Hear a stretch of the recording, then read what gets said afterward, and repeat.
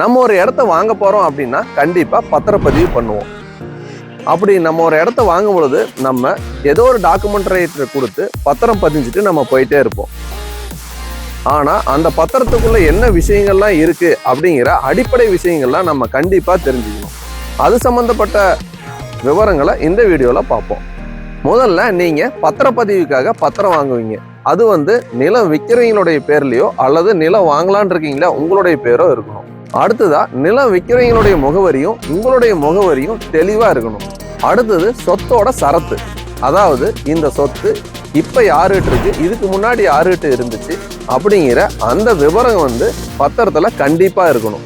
அதுக்கப்புறம் இந்த சொத்தோட மதிப்பு, இந்த சொத்தை எவ்வளவு விலை கொடுத்து வாங்குறீங்க, இதை பணமா செலுத்துறீங்களா இல்ல வங்கி கணக்கில் செலுத்துறீங்களா, அதை பத்தின விவரம் இருக்கணும். அதுக்கப்புறம் இந்த சொத்தோட விவரம், அதாவது இந்த இடத்தோட வரைபடத்தை வச்சுக்கிங்க, எஃப்எம்பி ஸ்கெட்சை. அதுல இருக்கிற பரப்பளவும் இதுல இருக்கிற பரப்பளவும் ஒரே மாதிரி இருக்கா, அதனுடைய சர்வே நம்பர் கரெக்டா இருக்கா அப்படின்னு செக் பண்ணுங்க. அதுல இந்த இடம் கூட்டுப்பட்டாவில் இருக்கா தனிப்பட்டாவில் இருக்கான்னு பாருங்க. தனிப்பட்டாவில் இருந்தா அதுல இருக்கிற பரப்பளவும் இதுல இருக்கிற பரப்பளவும் ஒன்னா இருக்கான்னு பாத்துங்க. கூட்டுப்பட்டாவில் இருக்கு அப்படின்னா இதுக்கு முந்தைய பத்திரத்துல உங்களுக்கு பரப்பளவு என்ன இருக்கு அப்படிங்கிறத செக் பண்ணிக்கோங்க. அது மட்டுமல்ல, அந்த நிலத்துக்கு மேல என்னெல்லாம் இருக்கோ, அதாவது ஒரு கட்டுமானம், கிணறு, போரு, இந்த மாதிரி எது இருந்துச்சுனாலும் அது எல்லாத்தையுமே பத்திரத்துல காட்டணும். மேலும் இது போன்ற நிலம் சார்ந்த தகவல்களை தெரிந்து கொள்ள நமது சேனலை ஃபாலோ செய்து சப்ஸ்கிரைப் செய்து கொள்ளுங்கள்.